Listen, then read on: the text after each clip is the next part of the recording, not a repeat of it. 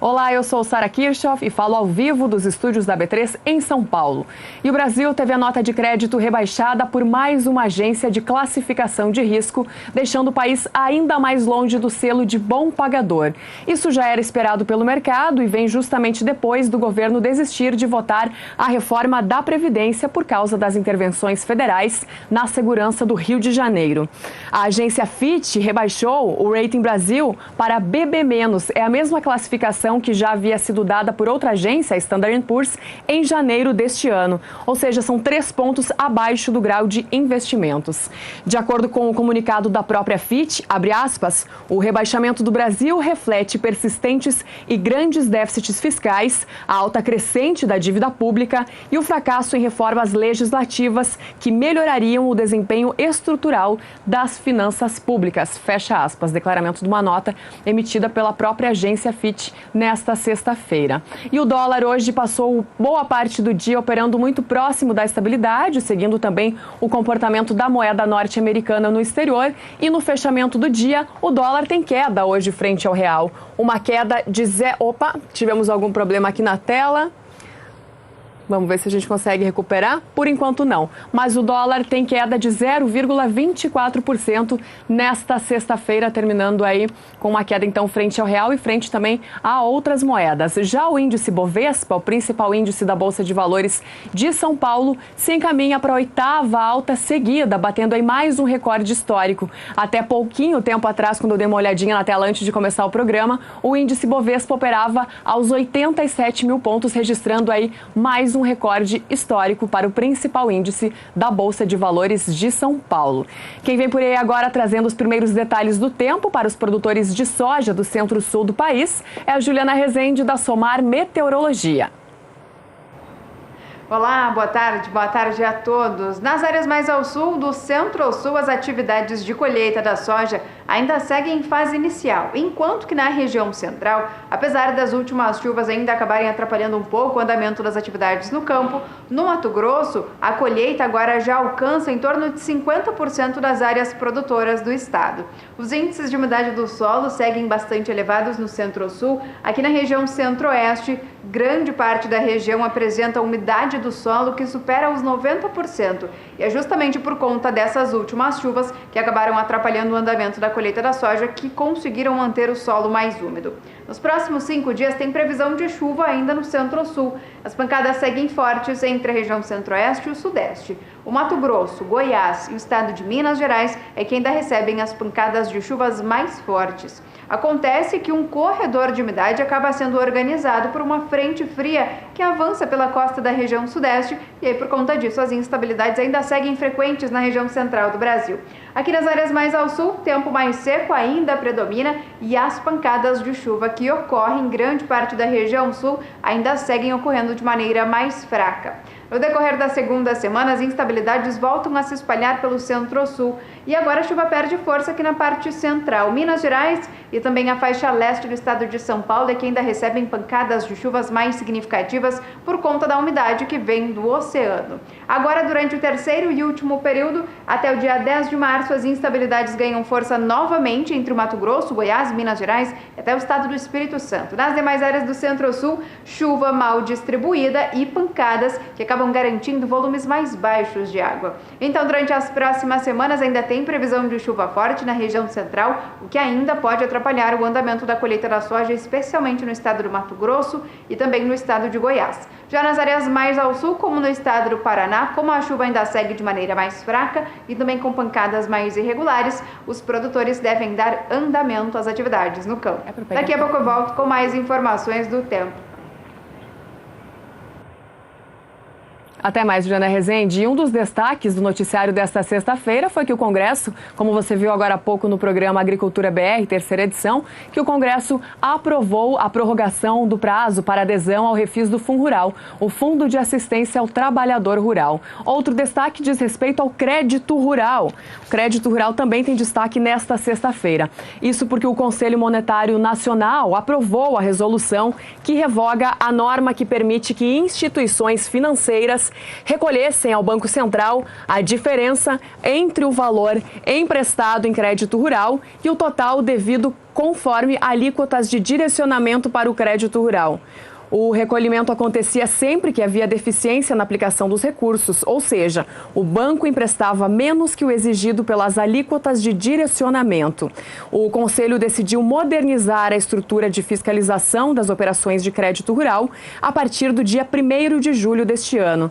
A expectativa é que mais bancos atuem no segmento do crédito rural a partir de agora.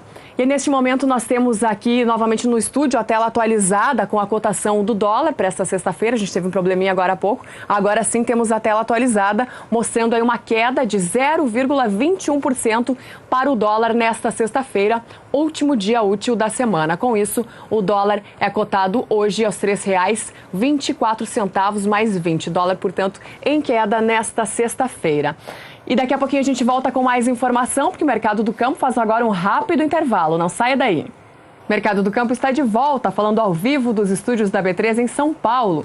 E enquanto as cotações do açúcar não param de cair no mercado doméstico brasileiro, o preço do etanol segue subindo. E nas usinas, a expectativa é pela redução das dívidas em 2018. É o que diz o diretor da Bioagência, Tarsilo Rodrigues, que conversou com o jornalista Walter Puga Júnior aqui na Bolsa de Valores de São Paulo. Vamos acompanhar a entrevista. Tarsilo, obrigado por ter vindo. Vamos fazer um balanço da situação do setor sucro-alcooleiro agora, neste final de 2017, começo de 2018. E uma notícia boa, neste final de ano, veio publicada pelo jornal Valor Econômico, refletindo aí relatórios de dois grandes bancos, o Rabobank e o Itaú BBA. As dívidas das usinas de açúcar e álcool diminuem agora este ano, 2018 e 2019. Isso já era percebido pelo mercado? Percebido sim. Acho que a magnitude disso é que não deve ser tão grande, mas é um sinal. O mercado é importante, esse sinal de redução de dívida. É um processo que vem se arrastando por tempo. 2017 foi um ano bastante complexo.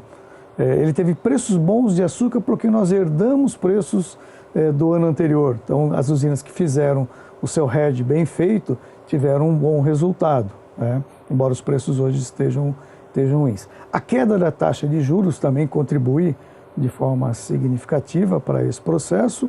Então, estamos no caminho certo. Eu acho que a redução da dívida é algo extremamente necessário para que a gente possa gerar caixa naquilo que realmente precisa. Ninguém quer pagar juros, a gente quer investir, plantar, renovar, trocar frota, ampliar, então esse que é o ponto. Os juros ficam comendo, né, os resultados e fica empacando o setor, mas é gradativo e eu acho que estamos no caminho certo. A redução dessa dívida está estimada em alguns casos em até 17%, considerando a inflação, em outros casos uma redução menor de 5%. Bom, muitas empresas, usinas de açúcar e álcool, vão oferir agora, né, os benefícios dessa redução da dívida. Mas não é generalizado, né? Muita empresa ainda está em dificuldade, não? Isso é um ponto bastante importante, Puga. E de onde vem essa discrepância? Chama-se produtividade, quer dizer, lá no campo. Você tem hoje uma produtividade média ao redor de 77 toneladas por hectare, e você tem empresas com 60, 55, gente com 80, 90 e em alguns casos até 100 toneladas por hectare. Então, é muito diferente o resultado para cada uma dessas empresas. Isso varia de região para região ou é uma questão de gestão, de administração? Os dois, né? Vamos dizer, ambiente de produção é fundamental. Nem todos têm condição de produzir a mesma coisa. Solo e clima são diferentes, mas a discrepância entre eles ela não é tão grande, né? Porque se você plantou cana é porque, no mínimo, a região é boa. A região tinha as condições. Tem umas que são excepcionais, outras tantas. Mas gestão é o grande diferencial. Porque se você está numa região que o potencial é 80 toneladas por hectare, você tem que ter 80 toneladas por hectare. Você não pode ter 65. E a gestão é fundamental numa usina de açúcar e etanol? A gestão é fundamental. É intenso em capital. O custo é algo assim bastante complexo, é de uma complexidade enorme, então exige uma competência, exige uma atenção, exige novas práticas, exige tecnologia, porque hoje você tem aí uma tecnologia bastante avançada que você pode te ajudar, não é? São drones, o replantio, ou seja, aquela agricultura de precisão que traz resultados, né? Agora, o agricultor ou quem arrenda a terra para a usina deve ficar de olho se a empresa para a qual você está fornecendo ou para a empresa para a qual você está trabalhando, cedendo a sua terra, ela está num estágio mais avançado. É importante que o agricultor acompanhe isso, não, Tarcísio? O agricultor tem que ele tem que sair do mundo só produção. Produção é importante, ele tem que focar nisso. Mas ele tem que começar a ver outros fatores, né? Para onde vai o meu produto, para quem que vai e como que isso está chegando até o mercado. Porque é uma cadeia, né? O próprio sistema de pagamento de cana, ele envolve a cadeia toda. É uma particularidade, o Consecana é um programa bastante eficiente. Mas eu acho que o agricultor ele tem que se inteirar mais, ele tem que participar mais, ele tem que entender a dinâmica do mercado. E buscar... Sair de dentro da propriedade, ir atrás desse mercado, entender esse mercado. Entender esse mercado, não precisa nem ser um especialista. Ele não vai vender açúcar e álcool, mas ele deve se preocupar com quem está processando o produto dele e vendendo açúcar e álcool. E as tendências, né? Porque ele está fazendo um plantio que são, às vezes, de 5 anos, um ciclo. Então, eu estou no caminho certo? Qual a tendência do açúcar? Qual que é a tendência do etanol? O que influencia isso? Então, ele tem que, pelo menos, começar... Estar informado. Estar informado daquilo que ele está plantando. Plantar e esperar chover, o agricultor já faz, né? Isso é a tônica dele. Agora, olhar o mercado, ver a tendência, tentar se profissionalizar um pouco mais nesse... É benéfico, é extremamente benéfico. Bom, já que você falou de tendência, vamos falar agora das perspectivas para 2018.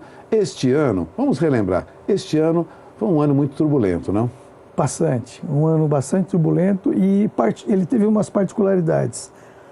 Separando os dois mercados, açúcar e etanol, o mercado de açúcar começou muito bem, porque nós tivemos no ano passado, essa época, mais ou menos novembro, dezembro, picos de preço de açúcar por um déficit mundial que se apresentava e se achava muito difícil de você reduzir esse déficit num curto prazo. Os preços dispararam, nós entramos em 2017 ainda sobre o reflexo desses preços.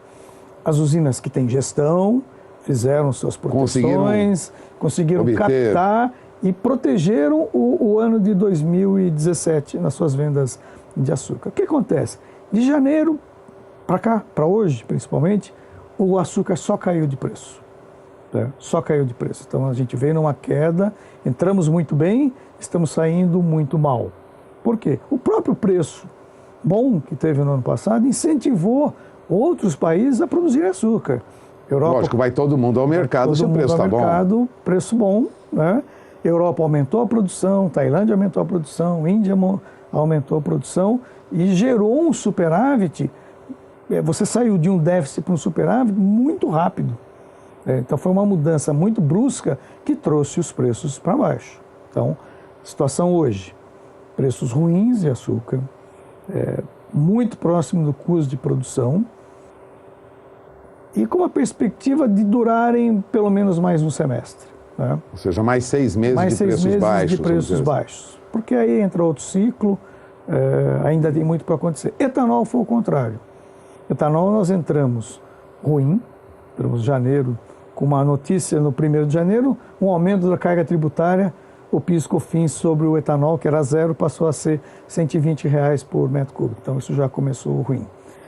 E a economia ainda estava patinando, né? Então a demanda por combustível estava estagnada, as usinas entraram. O consumidor fugindo das viagens, fugindo do consumo, transporte, reduzindo seus gastos, né, de forma bastante precavida, né? Ninguém sabia o que tinha pela frente, tá? Temos aí projetos de reforma, enfim, tudo que está aí.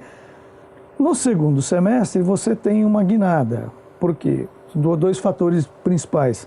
A nova política de preços da Petrobras, ou seja, colocando o nosso concorrente gasolina em patamares e preços internacionais. Então, Elevou o preço. Elevou o preço. O que acontece lá fora, em gasolina, em petróleo, câmbio reflete nos preços de gasolina e de forma diária. E isso puxou o preço do etanol. Isso puxou o preço do etanol, abriu competitividade para o etanol.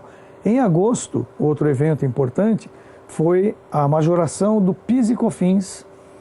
O governo precisava arrecadar, escolheu a gasolina, o etanol também teve um pequeno acréscimo de carga tributária, mas a carga tributária da gasolina foi significativa, saiu de 28 centavos de PIS e COFINS para 79 centavos. O consumidor correu para o álcool. O consumidor correu para o álcool. A gasolina ficou cara, o consumidor correu para o álcool, ao mesmo tempo em que os preços de açúcar declinantes fizeram as usinas mudarem o mix de produção de açúcar para o etanol. Então foi um momento bom, o consumidor estava querendo etanol, o mercado não queria açúcar, produzimos mais etanol. Houve um ajuste. Houve um ajuste positivo. Poucas vezes acontece isso no mercado, nem sempre os mercados estão nessa harmonia como foi isso. Então a gente começou o etanol muito mal, estamos terminando 2017 muito bem, preços remuneradores, cobrindo o custo e, diferentemente do açúcar, uma perspectiva boa. Entrar 2018, preços bons, estáveis, demanda aquecida, demanda de combustíveis extremamente aquecida. Ou seja, 2018 para etanol promete um ano bom. Promete. Então o etanol, de novo, vai ser o sustentador do setor. O açúcar vai começar ruim. E vamos esperar no segundo semestre. E vamos aguardar o segundo semestre. Agora vamos lá, tem uma pergunta importante, você mesmo lembrou isso, nós temos o RenovaBio, ou seja, há um processo a partir de agora para aumento do uso de biocombustível. Isso incluído até quem trabalha com biodiesel, né? O óleo de soja, isso deve melhorar também em outras áreas, além do setor de etanol. RenovaBio contribui para a recuperação do setor sucro-alcooleiro agora em 2018? Perfeito. Puga, eu comparo o RenovaBio, em termos de marco regulatório ou de mudança de perspectiva, ao que foi o Proálcool na década de 70. O Proálcool nasceu na década de 70, fruto de uma crise do petróleo, né, onde os preços dispararam, o Brasil não tinha câmbio, o Brasil não tinha dólares para pagar esse custo de petróleo naquela época, anos 70. Nós não exportávamos nada, era um país extremamente agrário, muito diferente de hoje. Criou-se a necessidade de reduzir a dependência do petróleo, porque não tínhamos dólares. E criamos o Proálcool, que foi um sucesso. Né? A sua criação. Houveram os percalços. Tivemos os percalços, mas... Tivemos todos os percalços, porque ele é dependente de política pública. Então, exatamente isso, nas mudanças de governo... O Proálcool acabou caindo depois com o tempo. Ele entrou em decadência, por quê? Porque ele depende de política pública e ele dependia do humor de cada governante. Entrava um que era a favor, ótimo. Entrava outro que não gostava, então a gente ficava nesse ciclotímico totalmente negativo. Agora, hoje, com o RenovaBio, muda a situação. O RenovaBio, primeiro, ele não é um programa para etanol, ele é um programa para biocombustíveis. Então ele abrange o biodiesel, ele abrange o bioquerosene, o biobutano, o etanol de milho, o etanol de cana, o etanol de sorgo, de soja, do que você gerar. Celulósico. É uma outra visão. É uma outra visão. E ele vem numa forma de um projeto de lei em que ele dá um marco regulatório em que você tira do governante de plantão essa... eu não gosto, eu quero agora mais é lei, pra lá. agora é lei. Cumpra-se a lei. O governo tem uma parcela importantíssima ao definir as metas. Definido a meta nos conselhos nacionais de política energética. De mistura, que nem agora vai sair do B8 para o B10, B12. Esse o papel. Ele tem que dar essa diretriz e o mercado se acomoda. Mas não ficar mudando através de decretos. Então, isso dá uma nova visão, isso dá uma visão de longevidade, ou seja, marco regulatório. Para o investidor que trabalha no setor sucroalcooleiro e em outros setores de biocombustível, é uma perspectiva mais segura, vamos dizer assim. Claro, a regra vai estar aí, depende, agora ele foi aprovado recentemente, depende de uma regulamentação por parte de ANP, por parte do Conselho Nacional de Política Energética, uma série de fatores. Mas esse é o tempo, uma questão de tempo, esse arcabouço legal dele está pronto. é um sistema extremamente inteligente. Né? Poucas vezes eu vi algo tão bem estruturado. Por quê? Porque você não envolve, as regras de mercado continuam valendo. Oferta e demanda continua valendo. Então, que determina o preço da mercadoria, oferta e demanda. O incentivo, que são certificados que cada usina, ao produzir etanol, vai emitir, vai ter um valor de mercado. Né? Então, ele vai flutuar de acordo com a oferta e demanda desses certificados.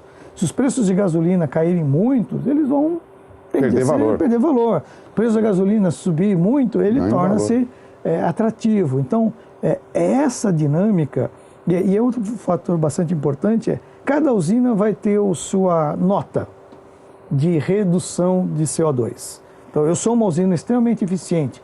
Tenho raio médio pequeno, tenho cogeração, tenho boas práticas. O meu metro cúbico vai me dar 20 certificados, por exemplo. A outra usina, que não é tão boa, tem um raio maior, gasta mais diesel, para o mesmo metro cúbico ele vai emitir 10 certificados. Isso diferencia muito uma empresa de outra? Diferencia muito uma empresa de outra, porque o preço do certificado é o mesmo. É o mercado que diz quanto vale. Agora, a partir do momento que eu também sou uma empresa que não é tão bem qualificada, se eu sei que aquele certificado vale mais, o que eu vou fazer? Eu vou investir. Eu vou melhorar, então, ele é indutor de boas práticas, porque aquele investimento vai me trazer um retorno. Agora, produtor que, vamos lembrar de novo, que trabalha com essas processadoras de combustível, de olho na informação, porque uma boa empresa pode garantir a sua rentabilidade, a remuneração do seu produto e um encaminhamento melhor em diferentes questões na sua região aí. Perfeito. Ou seja, é para valorizar mesmo a empresa que é bem administrada, que investe em tecnologia. E é quem vai sobreviver. O mundo hoje mudou. Né? Quem tem eficiência fica. Quem tem eficiência fica. Você não tem nenhum... Esse modelo não é subsídio, porque o subsídio ele perpetua a incompetência. Né? Esse é o modelo de eficiência. Mas é o mercado que vai determinar quem trabalha ou não. Então, quem tiver eficiência, tiver boas práticas, gestão, vai navegar nesse mundo com regras claras. Acho que isso que é importante. Eu estou muito otimista, eu acho que um modelo foi muito bem feito, muito bem acertado, converge para os interesses. O que é o nosso interesse? Nós somos demandantes de combustível, então o Brasil vai crescer, o Brasil vai voltar a crescer, vamos precisar de combustível. As nossas refinarias, infelizmente, estão estagnadas e vão continuar pelos próximos 10 anos. Então não temos oferta de gasolina. Tudo que crescer vai ter que importar. Então, para que importar? Vamos produzir o biocombustível. Nós vamos gerar investimento, vamos gerar emprego, vamos gerar uma cadeia gigantesca, né? A cadeia sucroalcooleira ela é gigantesca, ela movimenta caminhões, máquinas, equipamentos, pessoas, é um negócio gigantesco. Vamos resumir, 2018 promete, vamos dizer assim, perspectivas, né? Indica perspectivas melhores. Vamos dizer, estamos na rampa de lançamento, né? Prontos para ser Podemos ter um 2018 bem melhor que 2017. Bem melhor, eu estou bastante otimista nesse sentido.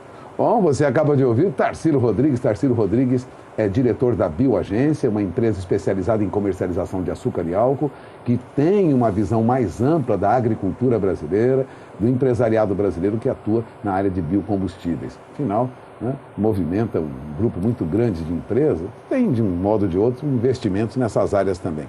E de olho no álcool de milho, né? Produtor, veja agora lá no Mato Grosso, já temos aí o álcool de milho ganhando espaço no mercado, ainda incipiente. Mas como lembrou o Tarsilo, estamos na rampa de lançamento. Agradeço sua presença aqui, Tarsilo. Obrigado. Mais uma vez, vamos encerrando a entrevista, voltamos ao programa. E o assunto por aqui agora é a soja, porque nesta sexta-feira a Agroconsult elevou a projeção para a safra de soja brasileira 2017, a safra 2017-2018. Só que nos Estados Unidos as projeções ficaram menores. E foi isso justamente que sustentou os futuros da soja hoje na Bolsa Futura de Chicago. Os principais contratos, como a gente pode observar na tela, terminam a semana em alta na Bolsa de Chicago nesta sexta-feira. Os contratos com entrega em março têm valorização de 0,41%, por $10,36 o bushel, enquanto os contratos com entrega em maio sobem 0,40% por $10,47 o bushel. Os contratos com entrega em julho têm um avanço de 0,33% por $10,56 o bushel, e os contratos com entrega em agosto têm valorização de 0,28% por $10,56 o bushel. A soja BMF Bovespa, negociada na B3 em São Paulo, apresentou alta para os contratos de março e maio e queda de 0,22% para os contratos com entrega em julho deste ano, queda de 0,22% para os contratos com entrega em julho. E as projeções também foram menores para o milho nos Estados Unidos, com uma queda em torno de 1,5% na comparação com a safra anterior, mas mesmo assim, milho termina em queda hoje na Bolsa de Chicago, mas muito próximo da estabilidade. São quedas pouco significativas para o mercado. Os contratos com entrega em março têm um recuo de 0,13%, acima dos $3,66 o bushel, enquanto os contratos com entrega em maio, julho e setembro têm uma leve queda de 0,06%. Com isso, os contratos com entrega em maio aparecem por $3,74 o bushel, entrega em julho $3,82 o bushel, entrega em setembro $3,89 por bushel para o mercado do milho em Chicago. Milho BMF Bovespa, eu pulei a tela aqui, deixa eu ver se eu consigo recuperar. Agora sim, milho BMF Bovespa, diferente do milho na Bolsa de Chicago, tem altas e altas bem importantes nesta sexta-feira. Os contratos com entrega em março sobem quase 3% na sessão de hoje e aparecem por R$ 37,30 a saca no ajuste atual. Contratos com entrega em maio em alta acima de 2,5% por R$ 36,08 a saca. Contratos com entrega em julho em alta de quase 2% por R$ 34,89 a saca. E contratos com entrega em setembro com valorização de 1,29% por R$ 33,72 a saca. E com isso eu vou terminando o programa de hoje. O Mercado do Campo desta sexta-feira fica por aqui, mas volta ao vivo na segunda-feira, 5h35, horário de Brasília. Você fica agora na companhia de Jorge Zaidan, programa Pecuária BR. Uma boa noite para você.